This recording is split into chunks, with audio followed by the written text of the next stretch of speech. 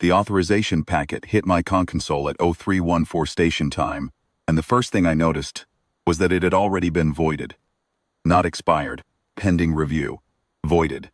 Stamped in compact administrative red, the specific shade they reserve for decisions that are final and not subject to appeal, the color that means someone senior sat down at a desk, looked at a document that gave 6,000 living beings a legal right to leave, pressed a button to make it mean nothing. The timestamp on the void was 11 minutes before the packet was transmitted to me. Whoever killed it didn't even have the courtesy to wait until I'd read the thing. I sat with that for a moment, in the dark of my bunk, aboard the Eric frigate Meridian Claws. The glow of the console the only light, the ship quiet around me. In the way ships only get quiet when they're running on minimal crew, and everyone has figured out that sleep is still possible, and grabbed it while they could. Outside the viewport, the Orvin system's primary was a warm amber disk just cresting the curve of the planet's horizon, early morning, by the reckoning of anyone standing on that surface. 6,000 Orvin were standing on that surface, sitting, or sleeping, or going through whatever pre-dawn routines a pastoral nomadic people maintains after 4 years of being told they can't move more than 800 meters in any direction. I got dressed, I went to the bridge, I docked anyway. Let me back up, because the voided authorization is not where this story starts. It starts 3 weeks earlier, in a lecture hall, at the Earth Humanitarian Relief Corps Training Annex in Reykjavik, where I had been teaching a course on negotiated access theory to a room of second-year cadets who were, most of them, considerably younger than the coffee mug on my desk. I'd been doing that for 2 years. After 22 years of active field work, 17 deployments, 4 of them in contested compact space, the last one ending with my left shoulder rebuilt around a ceramic plate I still set off metal detectors with. I had been gently but firmly encouraged to consider the classroom. I liked the classroom. I liked the cadets, their earnestness, catastrophically incomplete models of how interstellar politics actually worked. I liked Reykjavik in the winter, the low gray light, the way the cold came in off the water with a particular kind of sincerity that other cold places don't manage. I had a flat near the harbor. I had a cat named after a Velsorth mathematician. I was, by any reasonable metric, done. Director Amin Kosi called me on a Tuesday. She didn't apologize for the hour. That told me enough. Sarah, she said, the Orvin. I knew about the Orvin. Everyone in the Erics knew about the Orvin. The way you know about a tooth that was pulled 3 years ago. You can still feel the shape of the absence, the place where something should be. The Orvin were the file that had been on someone's desk, then someone else's desk, then quietly routed to a subdirectory, marked pending resolution, while the Compact and the Council of Species exchanged memoranda about jurisdiction and the definition of protective custody and what exactly constitutes a credible threat to a population's physical safety. The Orvin Steppe Collective had been a semi-nomadic pastoral civilization on the third planet of their system for somewhere around 40,000 years by their own reckoning, somewhat less by ours. The discrepancy owing to different cosmological assumptions about when counting ought to start. They were a warm-pelted people, broad, sturdy, built for open ground and long walking, with wide-set amber eyes adapted to steppe glare and voices that carried a resonant undertone in low frequencies that their distant ancestors had, used to call across grassland distances before they had radios. They were not, by temperament or by history, a people who did well in small spaces. 4 years ago, a pathogen designated KVS-14 had moved through the Orvin system. It was real. I want to be clear about that, because some of what came later was so wrong that it is tempting to assume the whole premise was fabricated. KVS-14 was real. It was dangerous. It killed on the order of 12% of unprotected Orvin in the first months of exposure, and the Compact's initial response to cordoning the system was not, at that stage, obviously unreasonable. What happened after that was unreasonable. The Orvin Steppe Collective had been largely concentrated, in that first year, around 3 main population centers. The Compact moved them, all of them. The 3 population centers were consolidated into one, Agricultural Dome Kemvorath, a converted food production facility on the flat grassland of the northern continent. Originally designed to house a rotating agricultural workforce of about 800. It now held 6,000 permanent residents, which is to say it held them the way a jar holds a ship, technically, and at considerable distress to the contents. The compact said the dome's air systems provided KVS-14 filtration. This was true. The compact said the outside environment remained contaminated. This became progressively less true over the following 2 years. As the pathogen's viable surface lifetime proved shorter than initial projections, and independent atmospheric sampling, conducted by an ERIC survey vessel, that the compact denied access to the system, and which collected its data at range, which is to say, with equipment not quite good enough to be conclusive, suggested that the step outside the dome had been clean for at least 18 months. The compact said the data was inconclusive. The ERIC filed 7 formal access requests over 3 years. The Council of Species convened 2 working groups.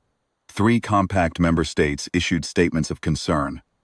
The Orvin filed their own formal request for evacuation assessment through the Council's Refugee Liaison Office, to document signed by all 11 of their surviving community elders, and written in a script so careful and precise that the interpreter who translated it told me, when I finally read the file on the transport from Reykjavik, that she had cried doing the work. Not because of the content, though the content was devastating. Because of the handwriting.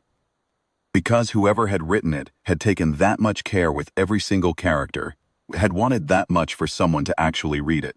Nobody had, not in any way that produced action. Director Nkosi gave me 3 weeks to prepare.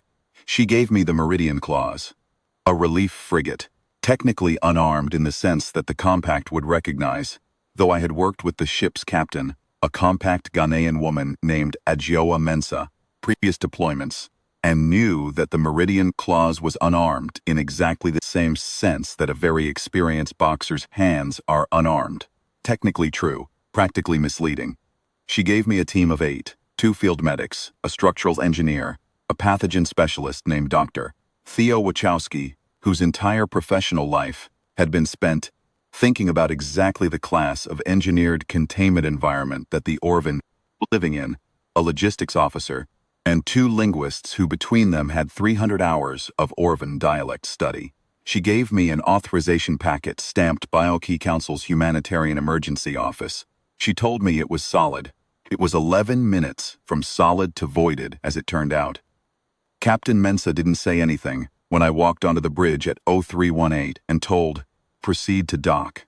She just nodded, pulled up the approach vector, and began talking to the dome's landing control in a voice that was so calm and so unremarkable that I think later, the compact's review board had trouble characterizing it. She wasn't defiant. She wasn't aggressive.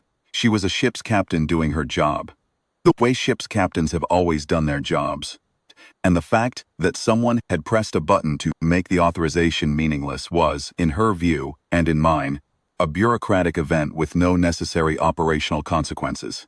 The dome's landing control was run by a compact administrative officer named Veltor Kasik, and I will remember the sound of his voice for the rest of my life. He was Velsorath.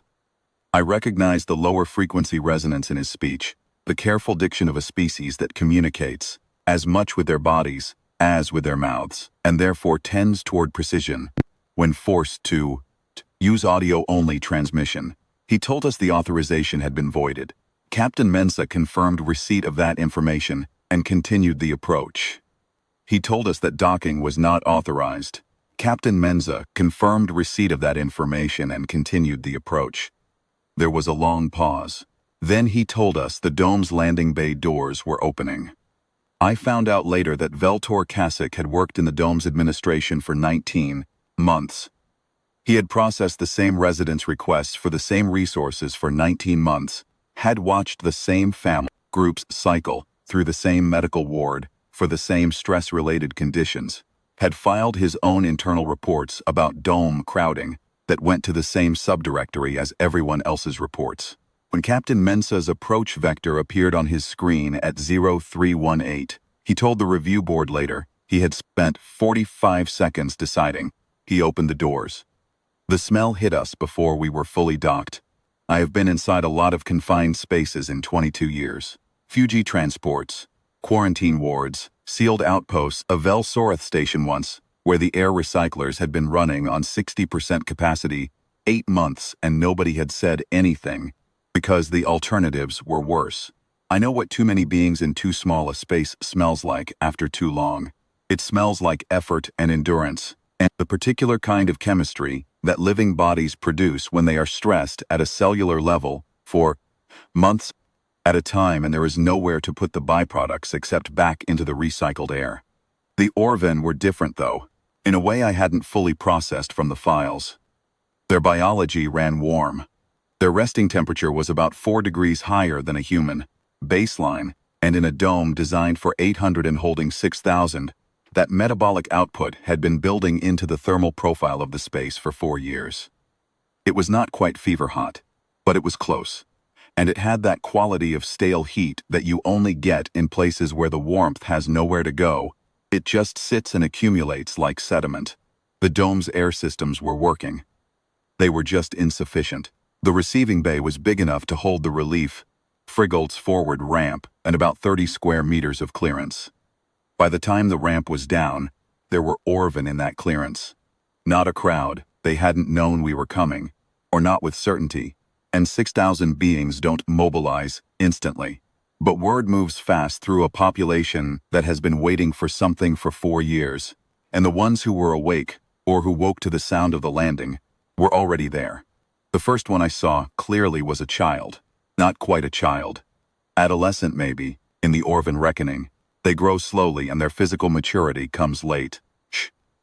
She was standing at the edge of the receiving bay's access corridor, and she was looking at the Meridian Clause's hull the way you look at something that you have tried very hard not to want, because wanting it too much is a kind of pain you've learned to manage by not looking directly at the thing. She had the Orvan's wide amber eyes, and the dense, close-pelted coat of someone who'd grown up indoors. A slightly different texture than what I'd seen in the ethnographic files which showed Orvan, whose coats had the weather-worn quality of beings who spent their lives outside. Hers was smooth, even, unweathered by anything. She had grown up in the dome. She had been maybe 11 or 12 when the quarantine started. She had spent her entire adolescence in 800 meters of radius. I did not permit myself to think about that for long, because I had work to do, and because the kind of anger that would have come if I'd thought about it for long is not a useful operational state. I filed it. I have a lot of things filed. I find them later, usually at 3 in the morning, which is when the body does its accounting. Dr. Wachowski was off the ramp in 40 seconds, already moving with the particular focused energy of someone who has been waiting 3 weeks to get into a specific building and look at specific systems. The medics were behind him. The linguists, Priya Sundar and Kofi Achiampong, moved forward at a walk, not running, because running is alarming in a receiving bay. And they knew it. Priya already had the Orvan greeting register in her throat. I heard her begin it as she reached the edge of the bay, the low-frequency two-tone opener that in Orvan means something close. T2. Come from a distance, and our hands are open. The adults who had gathered, maybe 40 of them, more coming down the corridor behind, went very still. I don't mean they froze. In the way beings stop when something has just happened that requires a complete recalibration of what they thought was possible. It is a different kind of stillness.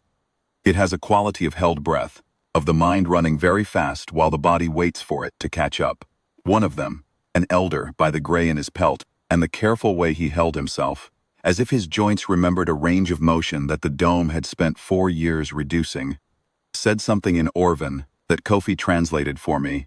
Later the literal translation was, "You speak like someone who studied us." The intended meaning, Kofi said, was closer to, "You cared enough to learn how to arrive correctly." Is the kind of distinction that matters enormously in a first contact of mercy and not at all anywhere else. I introduced myself. The elder's name was Sor Voss, and he was the last surviving member of the 11 who had signed the handwritten document, 4 colleagues having died in the 3 years since it was submitted. 3 of illness exacerbated by the crowding, 1 of an accident in the dome's agricultural sector, and the last, I found this out later, not then, of something the Compact's medical reports logged as cardiac failure, and which Sorvas described to me, when we finally had time to talk, as a broken spirit, which I do not think is a metaphor. How many humans came, he asked, through Priya? 10, I said, plus the ship's crew. Processed that. Not a fleet. No, one ship. The authorization was voided, he said. He said it without accusation. He had, I think, been told about the void by Veltor Kosik, or had heard it some other way. Information moves in a sealed community with a particular speed and thoroughness. The Compact will come. They will, I said. We need to be gone before they get here. Another pause. He looked at me with the amber eyes, the step glare eyes that had been looking at recycled fluorescent light for 4 years. And he asked the question I had expected and prepared for. Is he outside? Yes, I said. He asked me if I was certain. The pathogen's viable surface lifetime in ambient ultraviolet exposure at this latitude. Dr. Wachowski said, from somewhere behind me, not looking up from the environmental scanner he was already running, is approximately 11 days. The step outside this dome has been cleaned by every measurable parameter for at least 22 months, possibly longer. He looked up then, the scanner in his hand, and he said to Sorvas directly, in the flat, precise register of someone who has spent 30 years being asked whether he is certain. I am certain. Sorvas closed his eyes for a moment. When he opened them, something in his bearing had shifted. He turned to the corridor behind him and spoke in Orvan, not loudly, but in the carrying low-frequency register that the linguists had told me was used for announcements, for things that needed to reach the back of a large space. In the files I'd read on the transport, there was a note about Orvan social acoustics, that in their traditional nomadic structure, the elder's carrying voice was the signal that camp was breaking, that it was time to move, that wherever they were not staying there any longer. The corridor filled with sound. 6,000 people do not evacuate quickly. That is not a complaint. It is a simple physical fact, and it was a fact I had planned for.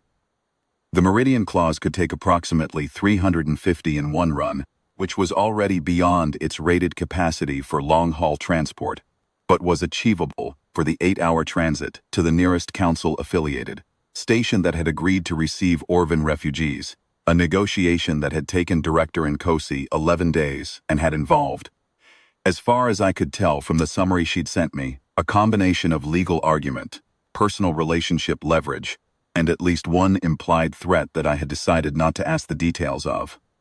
The station was called Vorherrick Junction, and it had cleared a habitat ring that had been sitting empty since a compact industrial tenant had vacated it 8 months earlier. It was not luxurious, it was big, it had clean air, and it had viewports.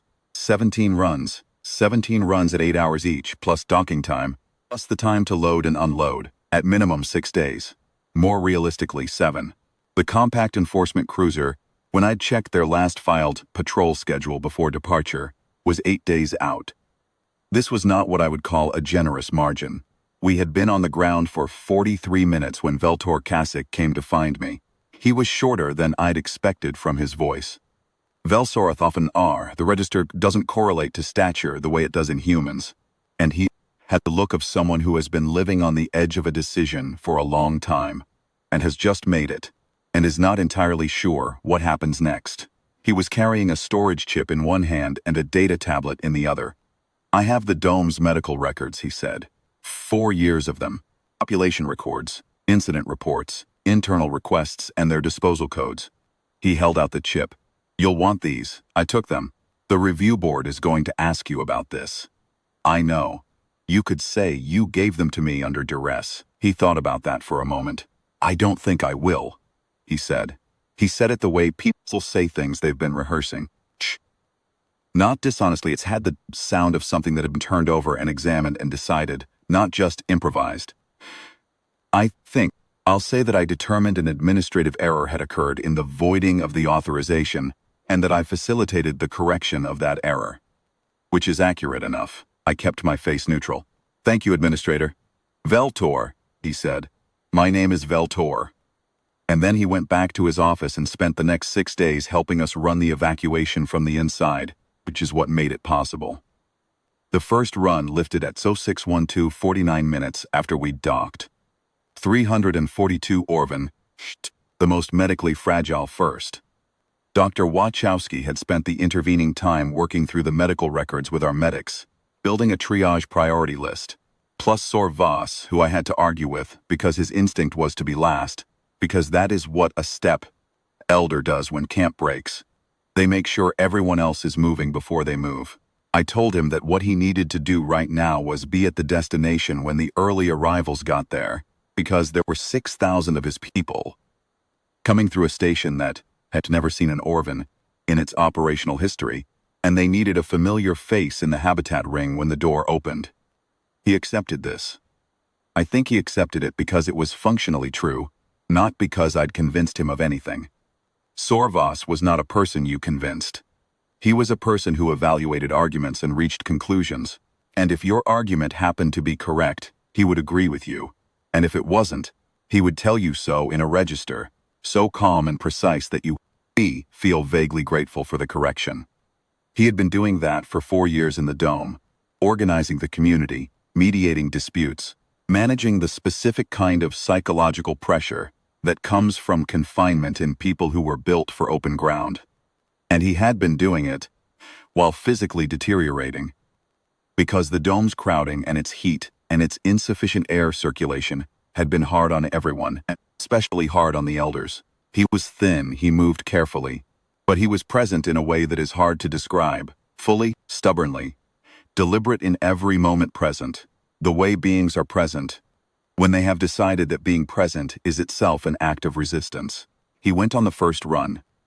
I watched the ramp close and the frigate lift and felt something in my chest settle, the way it settles when one piece of an enormous and complicated thing is confirmed to be working. Then I went back inside and started on the second priority group. The second day was the hardest, operationally. It was the second day because the first day carries its own momentum. Everyone is in the immediate phase, the phase of doing the next thing, and then the next thing, and the emotional weight of what is happening doesn't have room to settle anywhere. The second day it settles. What I was not prepared for, what no briefing document had prepared me for, though I suppose it should have, was the reaction to the outside. The first groups had been loaded inside, at the Dome, straight up the ramp and into the ship. It wasn't until the third run, when we began moving the population groups that had been living in the domes, outer residential sectors, that we had Orvan who passed through the dome's main exterior lock rather than the landing bay. They came out through the outer lock, 12 of them in the advance group, led by one of Sor Voss's deputies, a younger woman named Vethanor, and they walked out onto the step. Was there. I had gone out to check the perimeter markers we'd set, standard procedure for a ground extraction of this duration, and I was standing about 30 meters from the lock when it opened. The step in the morning, at that latitude, in the Orvan system's early summer is, I am going to try to describe this correctly, because it matters. It is wide. Wide in the specific sense of a landscape that doesn't have features competing for your attention, where the horizon is very far away, and the sky takes up most of what you're looking at, and the light at that hour is coming in low and warm from the amber primary, and laying itself along the ground in a way that makes the grasses. There were grasses, or something functionally equivalent, knee-high, golden bronze, moving in a light wind, glow from the inside out. It smelled of soil, and something floral, and the particular clean, cold quality of air that hasn't been through a recycler in any amount of time. The wind was slight but present. Vethanor walked through the lock, and stopped. The 11 people behind her walked through the lock, and stopped. Nobody said anything for a long time. Then Vethanor sat down in the grass. She didn't fall. She was not overcome in the dramatic sense. She sat down with a deliberateness that had the quality of a decision, the way someone sits down when they have arrived. Somewhere they intended to be, and have determined that sitting is the correct response to having arrived. She put her hands in the grass. She looked at the horizon. One of the others sat beside her. Then another. Within a few minutes, all 12 of them were sitting in the grass, at the edge of the lock, between the dome and the step, and none of them were talking. I walked back to the landing bay the long way. We were in a rhythm by day 3. Menza was running the Meridian Claws like the instrument she'd turned it into over 20 years. Efficient, reliable, relentless. Each run, She and her crew shaved minutes off the load time, the transit, the dock, and release at Vorharek Junction. Veltor had given us the dome's entire logistics system access, which meant our engineer, Essie Asante, managed the population flow from a central console, rather than doing it by foot count and radio. The medics were processing triage in 2 shifts. The linguists were everywhere, moving through the loading queues, translating, managing the specific anxieties that come up in a population that has been told for 4 years that the outside is dangerous and is now being asked to go there. And Orvin kept sitting in the grass. I let it happen. EC thought we should be more aggressive about the loading pace, and she was not wrong in a pure scheduling sense. But I had seen the way the 12 had sat down on day 2, and I had done the math. You can load 6,000 beings onto transports in 6 days if they are willing to go. And the willingness is a function of trust, and trust in a population this depleted and this cautious is built in moments, not in efficiency protocols. I gave them time in the grass, 20 minutes per group. It cost us maybe 2 hours total across the full evacuation. I don't know how to account for what it bought, except to say that nobody refused to board. Not one. And I have run evacuations where refusals were a significant operational problem, where the fear of the unknown exceeded the pain of the known, where beings chose the confinement they understood over the open space they'd been told. Dangerous. It doesn't happen all at once, and it doesn't always happen loudly. Sometimes it's just a slowing, a reluctance, 1,000 small pauses that accumulate into delay. We had none of that. I think it was the grass. But I also think it was the smaller things we did not expect to matter. Dr.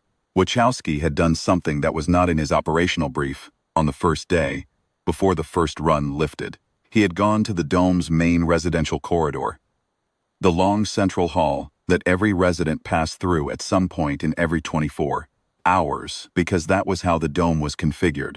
1 spine and branches off it. And he had updated the environmental monitoring board. This was a display panel near the air recycler readouts that the compact had last updated 14 months earlier, with figures that, in Wachowski's assessment, were not technically false, but were formatted in a way that made the external atmospheric numbers difficult to read, without the training to know what you were looking at. He reformatted the display.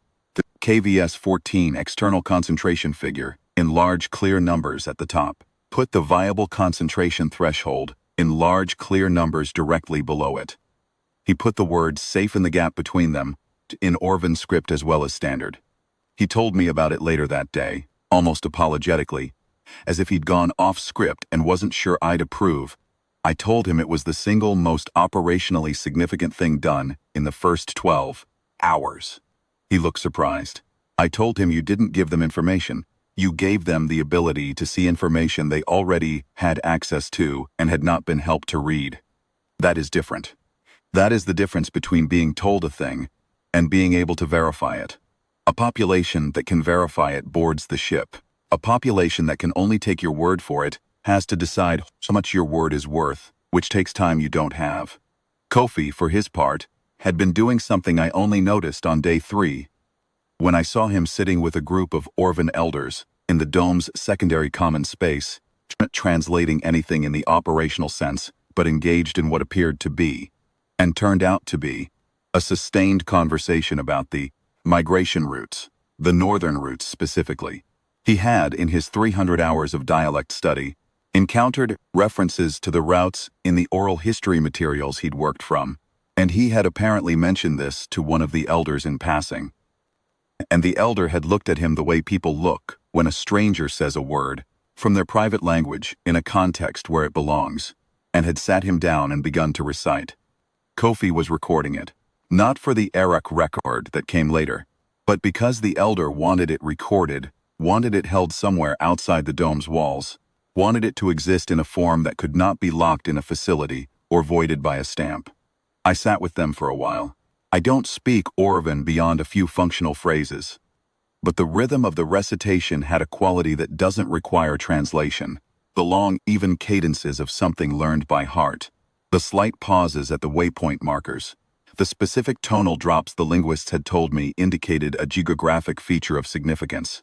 Mountains, river crossings, the high step camp, where, By tradition, the community rested for 3 days at midsummer. The elder reciting was a woman named Kelsorath Anva, no relation to the Velsorath species.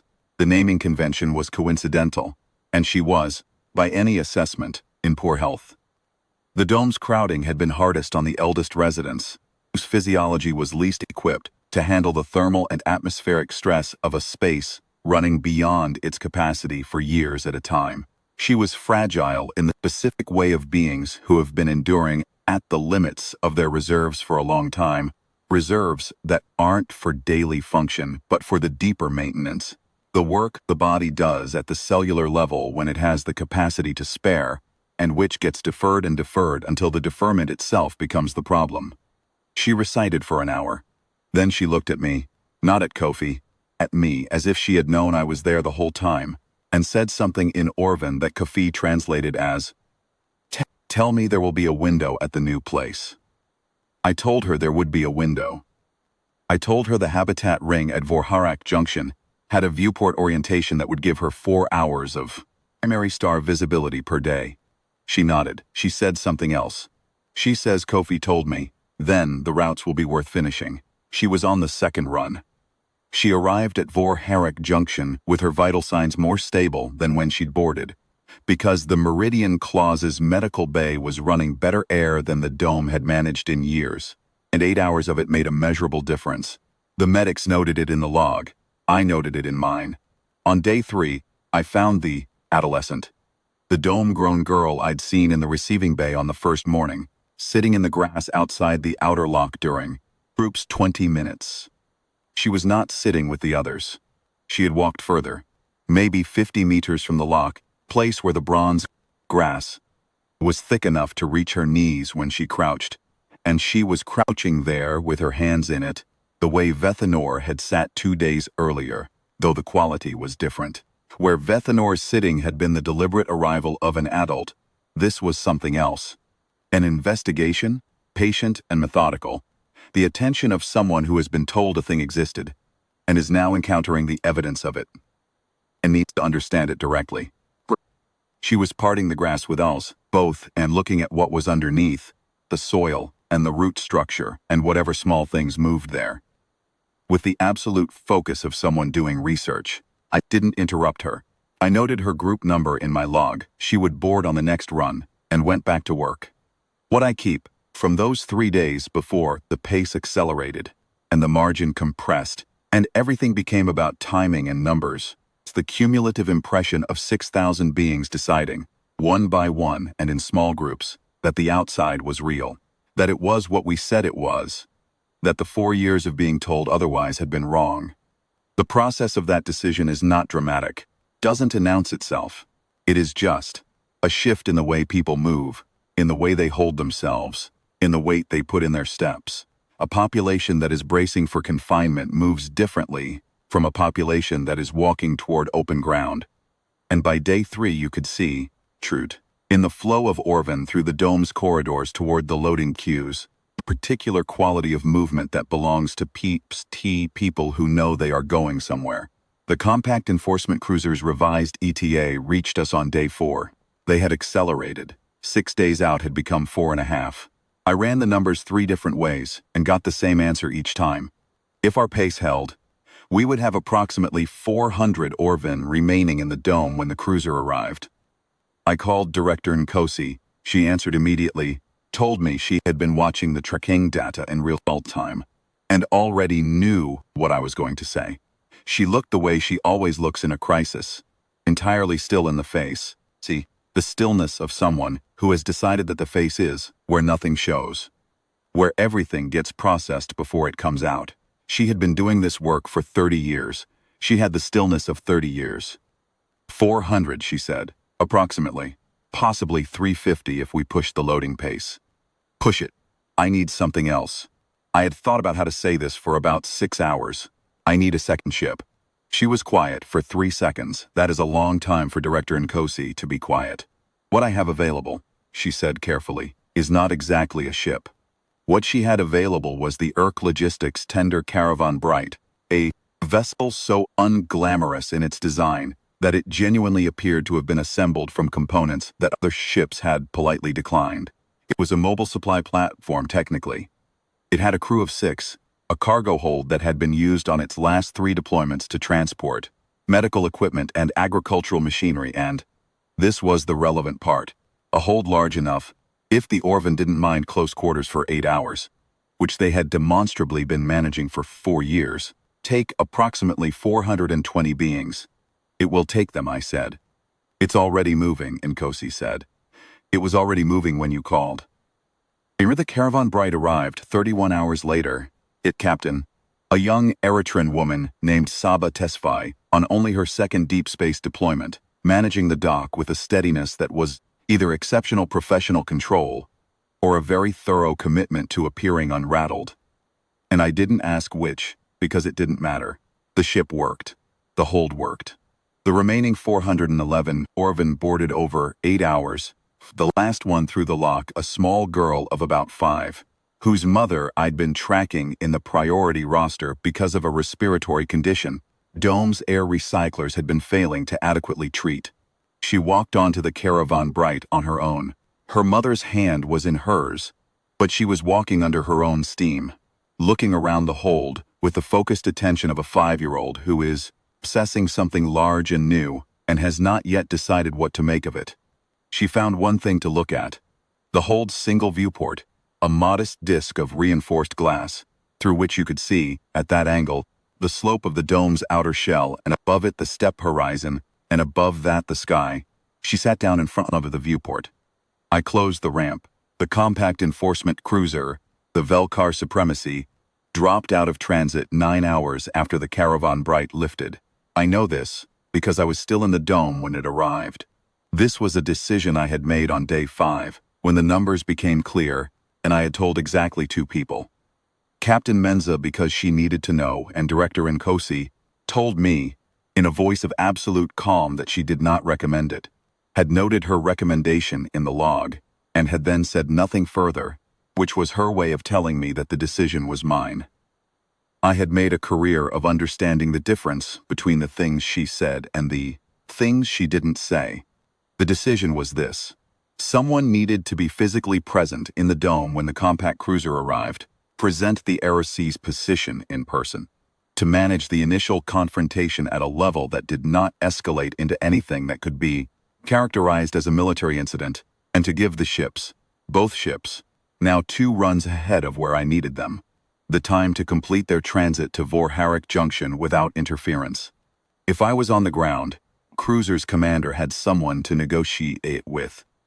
If there was no one on the ground, there was a chance they would pursue. I was the most senior Eric officer on the operation. It was my decision. I stayed. Veltor stayed with me, which I had not asked him to do, and which I tried 3 times to talk him out of. He was unmovable in the specific Velsorath way, which is to say he listened to every argument, gave each one its full consideration, and then told me why it didn't apply to him. The last attempt I made, he said, this is also my operation. And then he went back to the console and started compiling the documentation package. He'd been building, since day 1, the full record of everything the dome had been, and everything the compact's administration of it had produced. 4 years of data. He had it organized by the time the Supremacy docked. The Supremacy's commander was a Velsorath officer named Fental Sarek. He was 2 meters of controlled professional displeasure, and he walked off his ship with exactly the expression of a person who had been called away from wherever he'd rather be to deal with a situation that his orders required him to find infuriating, but which some private part of him was having trouble maintaining infuriation about. I recognized the expression. I had seen it before, on faces from 7 species, on beings who had been sent to enforce things that they were not personally convinced should be enforced. He looked at me. He looked at the empty dome. He looked at me again. Commander Voss, he said. Commander Sarek, where are they? En route to Vorharik Junction. Ships are outside compact jurisdiction. He was quiet for a moment. The authorization was voided. It was voided 11 minutes before it was transmitted to me, I said. That sequence of events is in the record, along with evidence that the dome's air quality has been compliant with safe egress standards for at minimum 22 months, and possibly longer, and that the compact's administrative communications consistently characterized the environment as hazardous during that period. I let that sit. You're claiming the quarantine was sustained past its justified endpoint, he said.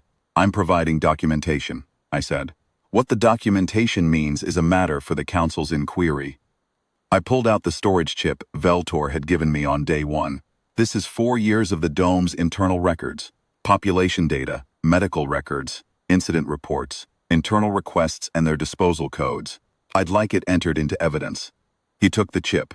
He looked at it for a long time. He was a Velsoreth officer, which meant he had been trained to process the specific tension between the obligation of command and the requirements of a conscience that his culture took seriously, more seriously than many. The Velsoreth had a concept that the linguists had translated as Velinor, means something like the weight of the record. The understanding that what you do in a professional capacity leaves a mark that outlasts the moment, that will be read later by people who weren't there.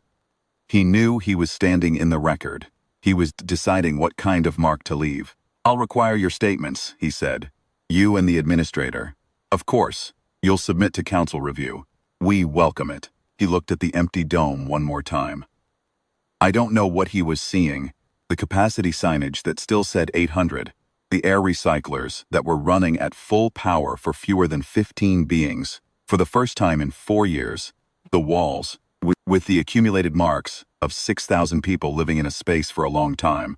The kind of marks that don't come off. I don't know if he had been told what was in the dome when we arrived, or if he was piecing it together from the evidence of the space itself. He said, Commander, not a greeting, a word that was serving as a pause while he decided what came next. Then, your team's transport? There's a shuttle in the landing bay. I'll need about 20 minutes to secure the facility documentation. He nodded. He turned back toward his ship, then he stopped. The records, he said, not turning around. The Internal Records Administrator Veltor compiled. The council already received a copy? Director Nkosi is in receipt, I said. Another pause. Good, he said, and walked up his ramp. I secured the facility in 19 minutes. Veltor was already on the shuttle when I boarded, his documentation complete. His desk in the administrative office left as neat as something could be. Left after 4 years of occupation. The console dark, the chair pushed in. He didn't look back at the dome as the shuttle lifted. He looked forward, at the viewport, at the step passing below us, at the amber morning light laying itself along the grass. The step was empty now. No population centers, no movement. Just the grass and the light and the very distant mountains at the north horizon. That the ethnographic files said the Orvan nomadic routes had historically passed twice a year, in the old migration cycles, before there were domes or compact administrative zones or quarantine decrees. The routes were still in their oral histories. Sorvas had told me, in one of our conversations in the dome during the loading days, that the elders recited the routes to the children. They had kept reciting to them, even when the youngest children had no reference for what the words described, even when the concept of walking for 3 days toward a mountain range was pure abstraction to a generation that had grown up in 800 meters of radius. They had kept the routes alive, in case. I watched the step until we cleared the atmosphere. Then I made my report. The council inquiry took 11 months. I testified for 3 days. Veltor testified for 5. The dome's medical records, the atmospheric sampling data, the internal disposal codes on 4 years of administrative requests. All of it went into the inquiry record. And the inquiry record was a very long document, and when it was done, the council's finding used language that was careful and precise and contained between its lines a clarity that even careful and precise language cannot entirely obscure. The compact amended its protective custody protocols. The amendment contained, in its regulatory language, a specific passage about viable pathogen timelines and mandatory reassessment intervals that, and this is the part that a review board member who had become unexpectedly candid after the formal proceedings told me over a cup of something hot in the corridor outside the hearing room would not have existed without the Orvan file. The amendment was small. It was the kind of small thing that prevents the next 4 years from happening to the next 6,000. I've seen enough of this work to know that small things of that kind are not small. Veltor was formally censured for his role in the evacuation. The censure was the lightest possible, a mark in his record, no suspension, no removal from service. He told me, "Shh." When I asked what he planned to do next, that he had applied for a position with the Council's Humanitarian Monitoring Office. He had been offered the job, the inquiry was complete. I did not find that surprising. The Orvan received permanent settlement status at Vorharak Junction 18 months after the evacuation. I was on the station for the formal designation, not because I had been required to be. The IRC sent a junior liaison for ceremonies of that kind.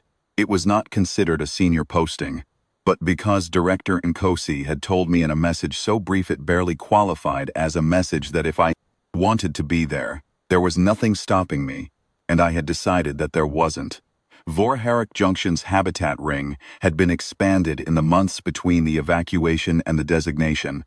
The empty, compact industrial space turned over to the Orvan community to configure as they chose. They had chosen, as I discovered when I arrived, to open the ceiling. This requires explanation. The habitat ring was designed, as most such installations are, with solid panel overhead and fluorescent panels simulating a neutral light cycle. The Orvan had submitted a formal modification request 8 months earlier, asking that the ceiling panels over the ring's largest common space be placed with transparent composite, giving a direct viewport to the station's exterior, and specifically to the orientation that, by the station's rotation schedule, presented the Orvan system's amber primary in the sky for approximately 4 hours per day. The modification had been approved. The ceiling was glass. The common space when I arrived was full of Orvan. There were children running. There were elders in circles, talking. I could hear the resonant low-frequency register of Orvan formal speech, the kind that carries. There were groups of people my linguist colleagues would probably have professional terms for. Kinship clusters, community configurations, specific formations of a nomadic social structure, reconstituting itself in a new place, finding its shapes again. There was noise of the particular quality that spaces only have when the beings in them have stopped enduring and started living. Through the glass ceiling, the amber primary burned in the black, very far away but visible, oriented exactly as the Orvan prefer. Low on the horizon, morning angle, the direction of the old step's first light. Sorvas found me near the entrance. He was moving more easily than when I'd last seen him. The station's climate management was better calibrated for Orvan physiology than the dome had ever been, and the months of clean air and adequate space had done what I had hoped they would do. He still moved carefully, the care of someone who has learned to be conservative with his body, but there was less effort in it. He looked at me for a long moment. Then he said, in standard which he had been quietly learning since the evacuation, not fluently but carefully, with the same precision I'd seen in the handwriting of the petition, "You stayed." He meant I understood the dome the day the cruiser came. "Yes," I said. "He considers this. And I want to get this right, because it is the most important thing anyone has ever said to me in this work. More important than any commendation, more important than any finding of any inquiry, and I have turned it over in my mind enough times that I believe I have it exactly. In the old language, there is a word. It means one who sets the camp and does not leave until the last one is walking. The one who stays at the fire until it goes out. We use it for elders who are very old and very tired and walk the last migration anyway. We have not used it for someone from another species." He paused. "We are going to use it now." I did not have a response to that would have been adequate. I had spent 22 years in this work, and I had reached the point where I understood that the moments that matter most are the ones you do not try to meet, the ones you just let arrive. So I didn't try to meet it. There, in the station common room, with the amber light coming through the glass ceiling, and the sound of 6,000 Orvan, who had been told 4 years that the outside was fatal, now living inside a space that looked out, and I let it arrive. Later, one of the children found me near the viewport section. The adolescent from the receiving bay, the one with the unweathered coat, the dome-grown pelt, the wide amber eyes that had never seen a horizon further than 800 meters. She was taller now. It had been nearly 2 years. She was standing at the transparent ceiling's edge, where you could stand directly under the glass and see the most sky, and she was looking at the amber primary with an attention so complete and so still that I almost didn't interrupt it. She heard me anyway. She looked down from the ceiling and looked at me and said, in standard that was considerably better than Sorvas's, the standard of a young person who had studied it with purpose and intent. I've been learning the roots. The migration routes. The ones the elders had recited to children who had no reference for them, the ones kept alive in case. All of them, I asked. The northern ones, she said. The ones that go toward the mountains. She looked back up at the amber primary. We can't go there yet. The station is not on the step. She said it without bitterness, as a simple, accurate description of the facts. But we can learn the routes. And then when we go back. When, I said. She looked at me with the amber eyes and the complete seriousness of someone who has decided something and has been deciding it for long enough that the decision feels like a fact. When, she said, not if. I did not argue with her. I am too old and have seen too much to argue with someone who has decided that something is a fact. The universe has a way of arranging itself around people who are sufficiently certain about what comes next. I have seen it happen.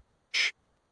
I have been part of making it happen once or twice, in the particular way that this work sometimes makes you part of something larger than the work itself. I stayed on the station for 3 more days. I filed my final report. I attended the formal designation ceremony and stood at the back, which is where I prefer to stand, and watched Sorvas receive the designation documents on behalf of the Orvan Steppe Collective's surviving community council, and watched him do it with the steady, careful bearing of a person who has been walking toward this moment for 4 years and has arrived and knows that the arrival is not the end of the walking but only the end of one part of it. Then I went back to Reykjavik. The cat was fine. The harbor looked the same. The cadets in the second-year course were a new group, younger seeming than the last, possibly because I was 2 years older, and everything scales accordingly. I taught them negotiated access theory. I taught them the practical frameworks for managing administrative obstruction in contested jurisdictions, the legal architecture for emergency humanitarian override, the specific challenge of maintaining operational tempo when the other side has both institutional authority and a willingness to use it.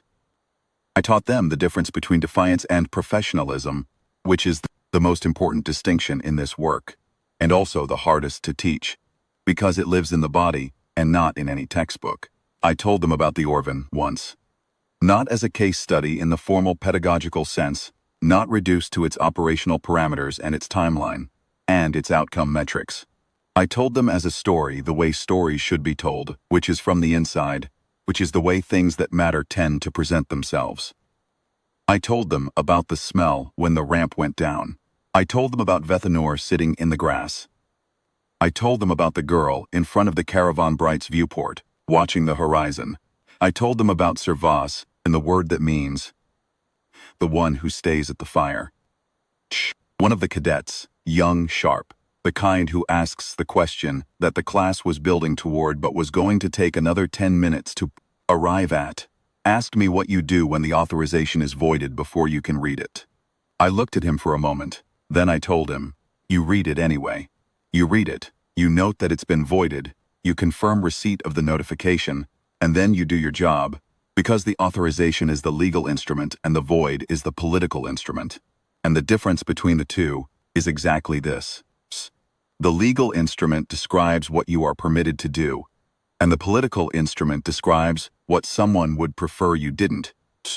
And when 6,000 people are inside a dome that smells like 4 years of insufficient air, and there is a clean step outside the door, preference of the political instrument is not the one that matters. He wrote that down. Good, cadets, write things down.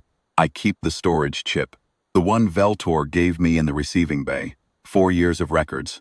The documentation of what a dome becomes when policy outlasts its justification, and no one with the authority to stop it chooses to stop it. I keep it on my desk. Not the chip itself. The chip is in the council's evidence archive, but a copy on a small piece of cardstock. The words, Veltor, Day 1. written on the back in my handwriting. I keep it where I can see it when I teach. It reminds me of the weight of the record, the Vel Sorath concept, the understanding that what you do in a professional capacity leaves a mark that outlasts the moment, that will be read later by people who weren't there. It will be read by the Orvan children learning the migration routes, by the cadets who become the officers who take the ships, by whoever files the next report, and the one after that, in the long, patient work of deciding what the galaxy is going to be. The step was clean for 22 months before we got there. We got there. The authorization was voided before I read it. I docked anyway.